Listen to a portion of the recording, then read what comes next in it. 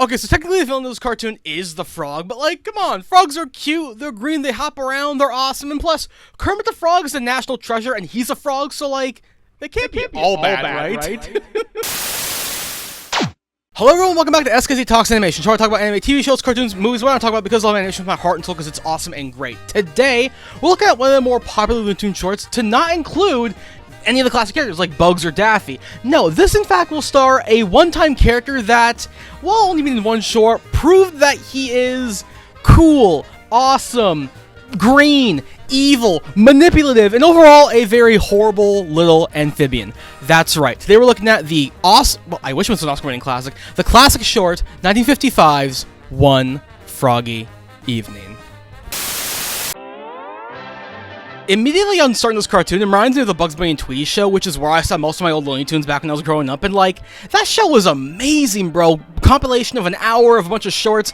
Bring that show back. I don't care if you need to watch it online. Watch Bugs Bunny and Tweety show. It is a groundbreaking show, and it ran for 40 years, bro. Like, I remember it. It was great. I just bring it back, bro, please. I love it. Chuck Jones is back when he was named Charles. Yeah, for some reason, Chuck Jones altered between Chuck and Charles, but hey, he wanted to be classy. This one's just Charles. He was quite... Man, that is some very violent demolition. My God, they need to, do they have a permit for that? Deadly demolition? Call a crazy taxi guy. He might help you out. I don't know. I don't know. Know all ye present. Oh boy. Yes. There he is. The devil himself, the frog. Listen, I like frogs. I do, but this guy, he has a secret. I don't like it. Oh, he knows. Coast is clear, and here he is. Hello, my baby. Hello, my honey. This is an iconic song. I don't know if it was made for the cartoon. I don't know if it's original or not, but like, this is a great song. It's classy, it's short, the music is great, and whoever sings the frog's voice, again, I don't know who it is, but man, top tier, iconic, I love it. I hope he got compensated well for it, because Paul Jr. when he did the Roadrunner, he didn't get compensated really well, so I hope this guy got at least some money out of it. I really hope. Now, one thing I will say off the bat with this cartoon, if you haven't noticed, is this cartoon doesn't use very much dialogue at all. The only really big dialogue in this cartoon is mainly from the frog singing, and besides that you have the additional croaks and sound effects. Besides that, the characters don't talk at all, which is very, very cool, which again shows that you don't need dialogue for a great show or cartoon as long as the visuals, the music, and overall the tone is very well established. And here, we know the guy wants the frog to sing, but he won't sing, and he wants the money for it because he's a scumbag, and it's perfect. But I just think it's really cool, you know, as long as you have a good cartoon, it doesn't need to have audio or voices. And it's fun, it's interesting. Bro, in any other context, this would just look weird. Like, this guy's like, here's a puppeteering my dead frog over here. I don't like this man. Mustache man? Don't trust guys with mustaches. Wait a minute.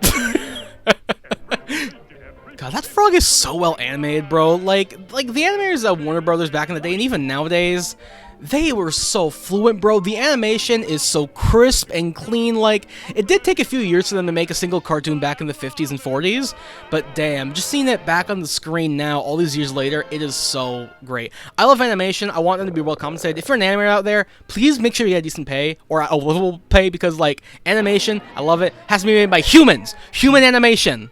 No AI. Humans.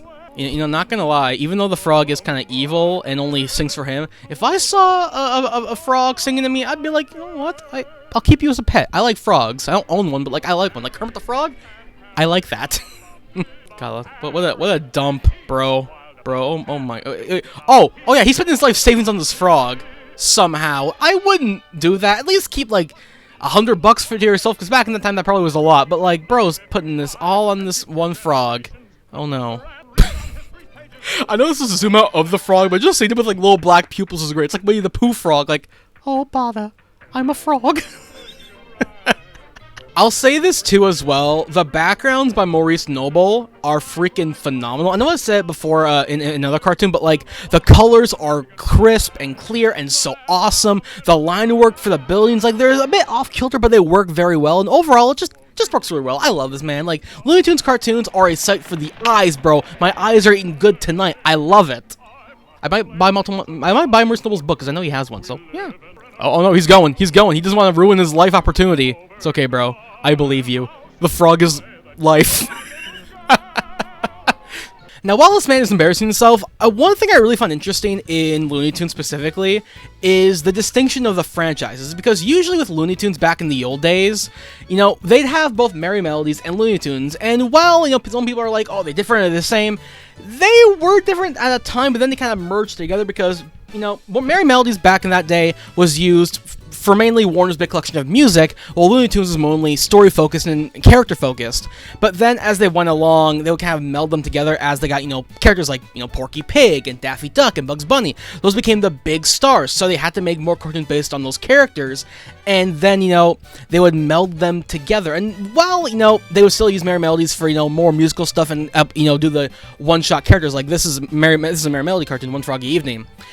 It's really interesting that, you know, now the series is collectively known as just Looney Tunes, and it's just a really fun thing to think about, you know, how they melded together to make their own thing, because, you know, Disney had their one thing, MGM had their own thing, and all that, but Warner Bros. Had two series that became one, so I just found it really, really interesting, and even though nowadays they're just Looney Tunes, they still bring back the Merry Melodies name just for, like, nostalgia's sake, and just seeing that, I just love it, bro. They even had different songs, which is really cool to see, so I don't know. It's something fun to think about that not many people know about, so I just think it's cool. Not gonna lie, the frog's design of him just sitting on the plywood is so cute. I love him. He's like a fat, chunky little boy. I love fat, chunky little frog boys. They're adorable. He's my lovey. Bro, this song, I recognize this song from a Pixar short film. Oh my god. I know classic music is in a lot of things, but oh my, this is from a Pixar short film, Andre and Wallaby. I know that song. Damn, the frog made this guy go homeless. Oh my god. It's okay, I'll still keep you. Damn, I really like these winter backgrounds, bro. You don't see a lot of winter backgrounds in Looney Tunes, but, like, this is beautiful stuff. I like it. Oh, they just locked him away. Oh god. This frog is an evil man. Kermit, what did you...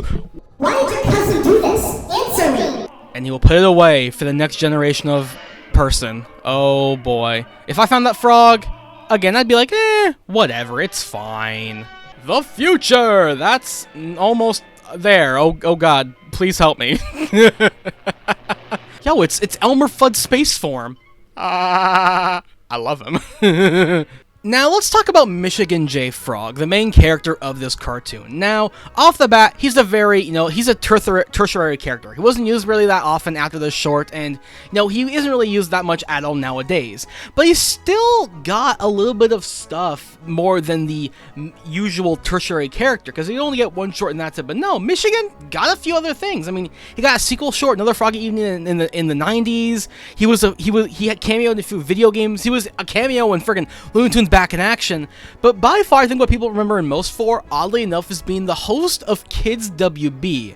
If you don't know, Kids WB was a cartoon, not a cartoon service, a channel back in the 90s that ran a lot of cartoons, like, you know, a lot of Looney Tunes, Animax, Tiny Toons. It was one of the first places to run Pokemon, actually, in the West, and for some reason they thought Michigan J. Frog was going to be a perfect host, and while he didn't introduce every show, you didn't hear him say, here, go find Pokemon next on this channel. He was just there to introduce the channel and be like, hey, this is a kids network, you know, to show off these cartoons, and he would sing a fun song now and again. It was just fun to see him there, and even when the channel went off the air, like, he was like, and this is the end of Kids WB, and I found it to be really interesting, because they could have gone with either Bugs Bunny or Daffy Duck, or, like, Tweety or whatever, but no, they went with Michigan J. Frog.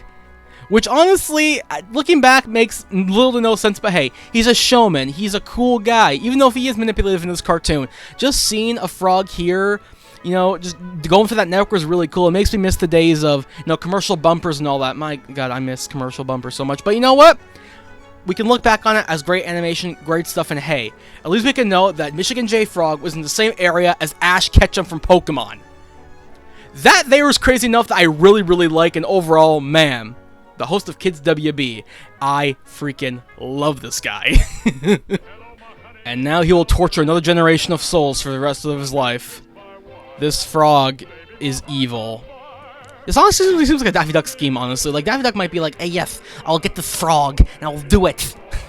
And there you have it, that's One Froggy Evening. One of my personal favorite shorts of all time, because, like, it again shows that you can play a cartoon without really any dialogue, and the fact how it can just be a frog and a guy, and they torture each other, that's it. And I love that, kind of giving that old Tom and Jerry, cat and mouse type mentality, and that's really, really cool. And maybe one day I'll look at the other one another Froggy Evening. I haven't seen that one specifically, but it might be good. The 90s cartoons were pretty good as well, and I really want to see that, and maybe see some other tertiary Looney Tunes shorts, because some of them include dogs and cats and other hunter people, maybe some old black and white cartoons. I don't even know. I'll look at I love Looney Tunes with my heart and soul, so just seeing a collection of all of them would be really great. Or just seeing more Michigan J. Frog in general, because he's a great character. I love him. It's so freaking, it makes me happy, bro. Hearing that song made me so happy.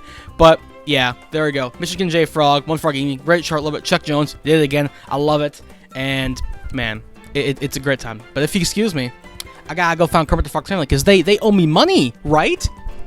Yeah, so frog away!